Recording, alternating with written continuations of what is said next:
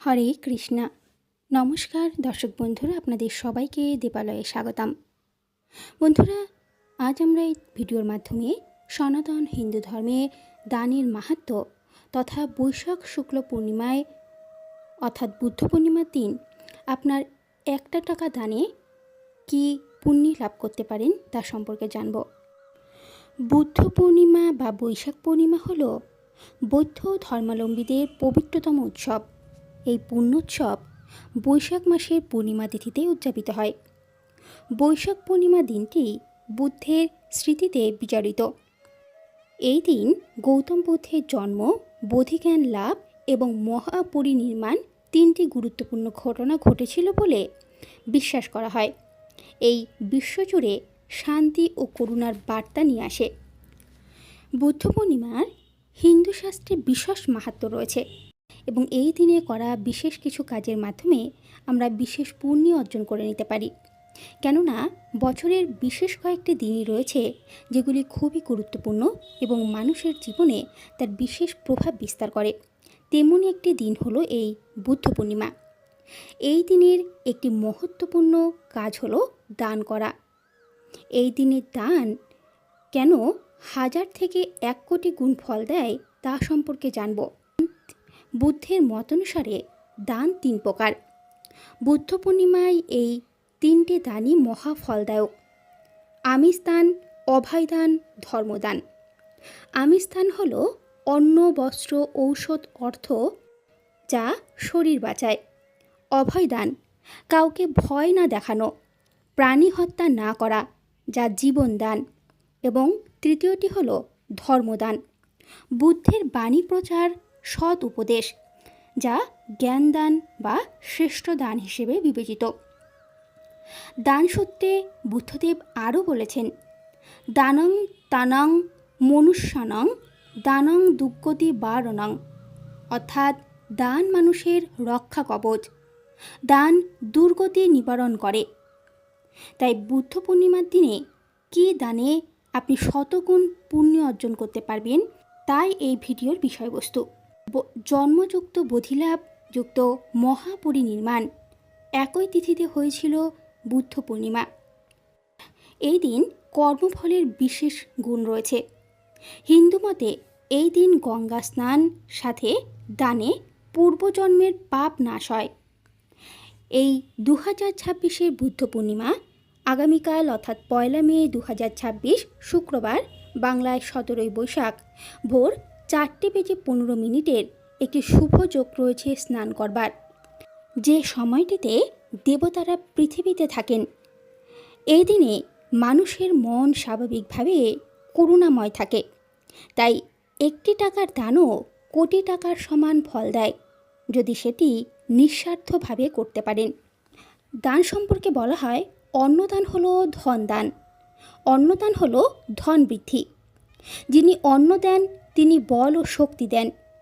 এই জন্মে খাবার অভাব হয় না তার। পরজন্মে ধনীকুলে জন্ম, ব্যবসায় লাভ, দরিদ্রতা, কর্মক্ষয় হয়। তাই এই দিন অবশ্যই অন্নদান করবেন। এছাড়াও গরিবকে বা দুস্থদের খাবার খাওয়াবেন। গরিবকে ভাত, রুটি, বিস্কুট, জল বা রাস্তার কুকুর, বিড়াল, পিঁপড়েকে চিনি দান করুন, তাদেরকে রুটি দান করুন, তাতে বিশেষ ফল লাভ করতে পারবেন। এছাড়াও যারা দীর্ঘদিন ধরে বিশেষ রোগে বা অসুখে ভুগছেন তারা এই বুদ্ধ পূর্ণিমার বিশেষ দিনে ঔষধ দান করুন, এতে রোগ থেকে মুক্তি পাবেন। রোগীর ঔষধ দান সর্বশ্রেষ্ঠ আমিষ দান। এছাড়াও এই ঔষধ দানে নিজের দীর্ঘায়ু ও নিরোগ শরীর, পরিবারের রোগ ব্যাধি নাশ, পরজন্মে সুন্দর স্বাস্থ্যের লাভ করা যায়। এছাড়াও হাসপাতালের গরিব রোগীকে 1 পাতা যদি আপনি সামান্য মূল্যের ঔষধও দান করে দিতে পারেন, বা হাসপাতালে 1 পাতা ওআরএসের বান্ডিল বা বৃদ্ধাশ্রমেও ওষুধ দান করতে পারেন, তাতে বিশেষ ফল লাভ করতে পারবেন। এছাড়াও এই বুদ্ধ পূর্ণিমার পবিত্র তিথিতে বস্ত্র দান করুন। লজ্জা নিবারণ করলে সমাজে সম্মান বাড়ে। তাই আপনার মান সম্মান বৃদ্ধির জন্য এই বুদ্ধ পূর্ণিমার পবিত্র তিথিতে বস্ত্রের দান করুন। শীতের কাপড় দিলে শীতের কষ্ট থেকেও মুক্তি পাওয়া যায়। এছাড়াও দীপদান করতে পারেন। দীপদান জ্ঞান ও চক্ষু লাভের মতন সমতুল্য। বুদ্ধের সামনে একটা প্রদীপ জ্বালালে অজ্ঞানতার অন্ধকার দূর হয়। এছাড়াও বোধিতম্য গাছের নিচে আপনি একটি সন্ধেবেলায় ঘিয়ের প্রদীপ প্রজ্বলিত করে রাখতে পারেন। এতে যারা দীর্ঘদিন ধরে চোখের সমস্যায় ভুগছেন তাদের চোখ ভালো হওয়ার সম্ভাবনা রয়েছে। এছাড়াও এই বুদ্ধ পূর্ণিমায় আপনি তো এই জিনিসগুলি দান করবেন, কিন্তু দানের কিন্তু বিশেষ 5টি নিয়ম রয়েছে। যে নিয়মটি মেনে আপনি দান করবেন তবেই তার পূর্ণ ফল প্রাপ্ত করতে পারবেন। আপনি যখন যে জিনিসটি কাউকে দান করছেন সেটি কখনোই বিরক্ত হয়ে দেবেন না। সবসময় দান হাসি মুখে করবেন। এছাড়াও চাকরি দিয়ে পাঠিও না। এছাড়াও দান আপনি নিজের হাতে করবেন। কখনো আপনার বাড়ির যিনি হেল্পার রয়েছেন বা সাহায্যকারী রয়েছেন তার হাত দিয়ে বা অন্যের হাত দিয়ে কখনোই দান করবেন না। নিজের হাতে দান করলে তার 10 গুণ ফল পাওয়া যায়। এছাড়াও নির্দিষ্ট সময়ে দান করবেন। যেমন কোনো ক্ষুধার্ত ব্যক্তিকে তার যখন খিদে পেয়েছে তখনই দান করুন, তাহলেই ফল পাবেন।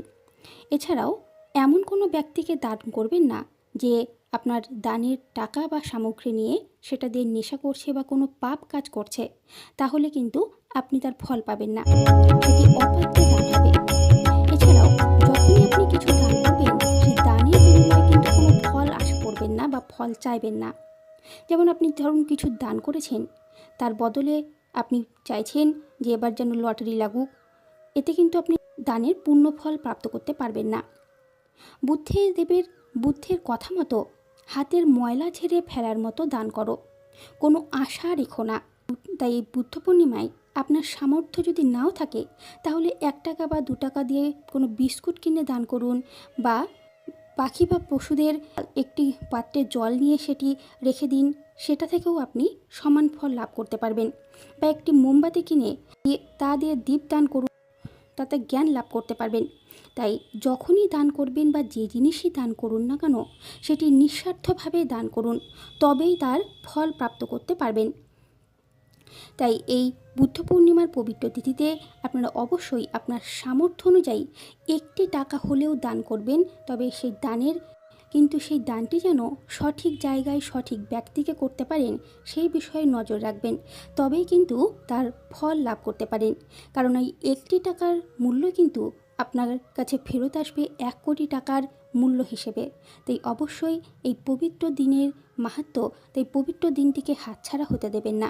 এবং যে ব্রহ্মা মুহূর্ত রয়েছে সেই ব্রহ্মা মুহূর্তে অবশ্যই স্নান করে আপনার যা কামনা বা বাসনা রয়েছে সেটি ঈশ্বরকে বলুন, অবশ্যই আপনার মনস্কামনা পূর্ণ হবে। এবং এই দিনের দানের যে পূর্ণ ফল তা আপনি 1000 গুণ ফেরত পাবেন। নমস্কার, ধন্যবাদ, ভালো থাকবেন, সুস্থ থাকবেন।